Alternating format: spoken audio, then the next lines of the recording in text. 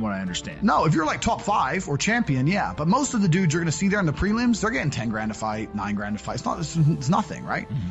So it'd be like starting my career all over again. And at the age of 28, I thought I don't have the gumption to start again. I've been through hell for this. I've broken my hand 8 times. My ribs have been broken. Mm-hmm. I don't want to do this all over again. So what do you do when you realize that, hey, maybe I don't want to keep fighting? I decided to get rich. What does that mean to you? When you're sitting there, you're getting, $30,000-$40,000 kind of net on a per fight basis. Is rich to you like, hey, I want a couple $100,000, $1 million, $20 million, $1 billion? I wanted 30 or 40,000 every month. 30 or 40,000 every month, so about $500,000 a year, give or take. Okay. I thought if I had that much money, I could do whatever I wanted. Okay. That's what I decided I wanted to do. So what's step 1 that you do? So step 1 is, maybe that's how we ended up here together, my friend. Step 1 is, decided to be very logical about it. Chess player, right? So it's like, I want money. What is money? How do banks work? How does credit work? What's fractional reserve banking? All these things we now know to be the biggest cons of the century, right? So I'm sitting there researching money for days and days and days. And then I get more mad because I'm like, whoa, money's trash and I don't have any. Now I'm really annoyed, right? I thought like everyone else did that, everyone puts their money in the bank and the bank takes some of other people's money and lends it out. I didn't know they invented it from the sky. I still at that point thought money was linked to gold. I didn't know nothing. So I'm learning all this stuff and I'm getting really angry. I'm like, now this is really annoying me.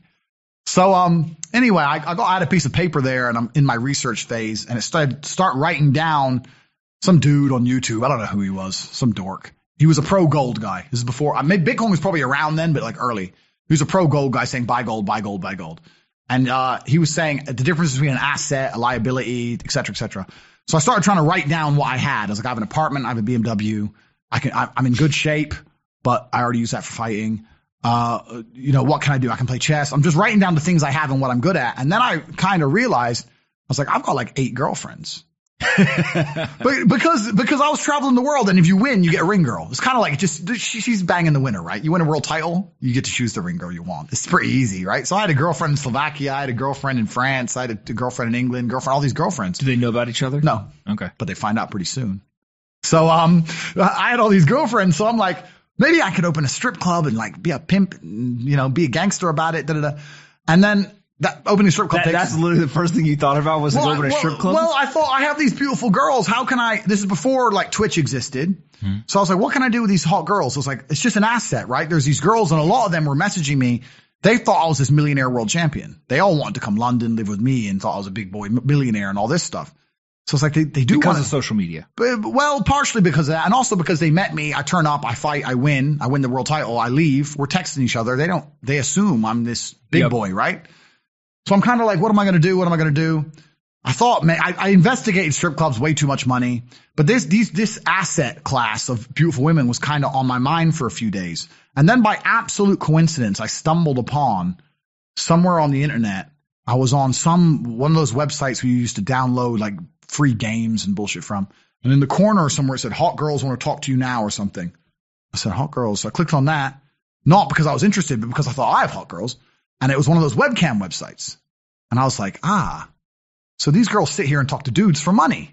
So I'm going to get my girls to sit. And they're naked. They're just talking. How does it work? It's 50-50. I mean, it depends on the girl, depends what she wants to do. But the majority of the job is not based around being naked. The majority of the job is based around being entertaining and being easy to talk to. And the guys who are talking to you need to find you that you need to remember their name, remember their dog's name. You have to be smart. You can't just be a girl and be a bimbo and be naked and make money. You have to be really smart, charming, interesting, happy all the time, positive. Mm-hmm. And I thought, I'm going to try this. So I messaged all 5 of my girlfriends, told them I had a job for them, explained to them what I was going to do. I was going to launch this company. 4 of them agreed. All 4 flew in, sat around the same table. They were all like, who's she, who's she, who's she? I'm like, well, you're all my girlfriends. 2 more left. And then 2 stayed. And that was the beginning of my little attempt at a webcam empire. And I put the girls there. And my role in it all was I did all the tech side of stuff, which was the first thing, of course. And then also, and I get called a pimp a lot. But and the reason I use the term is because I don't see it as a negative term. I see it as positively inspirational and motivating person. I'd motivate the girls. I'd make sure they did their job properly. If they had a bad day online, I'd come up with a good excuse for them. Oh, it's been a football game. It's been really busy. Don't worry. You're so beautiful. Don't be upset. You did better than her. You did the best today. I keep everything organized, put the schedules together, all that kind of stuff. And is it hard? It's hard because women have to want to work for you. Okay. Women have to want to obey you. That's what's hard. And you don't do that. This is one of the biggest misconceptions. I really want to clear this up. People in the movies and stuff, pimps are like aggressive, mean men. Complete opposite. Pimps are more like James Bond. James Bond's a pimp. He sleeps with a girl to get information. He doesn't care about her. He is absolutely and utterly a pimp. He doesn't hit her. He makes her love him. She does what he wants. He uses sex as a weapon to reward her, and then he disappears. That James Bond is absolutely and utterly a pimp. So I say pimp because everyone calls me a pimp online, tries to go, haha, you're a pimp, they're going to get offended. It's like, no, beautiful women wanted to work for me, and they wanted to work for me because I displayed supreme competence. And they knew if they worked for me, they'd make a lot of money. So whenever I was out, I'd meet a waitress and say, well, you're working 10 hours a day for pennies. You can work 10 hours a day for me, make 10 grand a month, 20 grand a month. And over time, I just build up this big little empire of webcam girls. At one point, I had 4 locations, 75 girls working for me. And I was doing. And we say locations, like, explain what goes into a location. I just rent houses. All right, so you rent a house, and in the house, you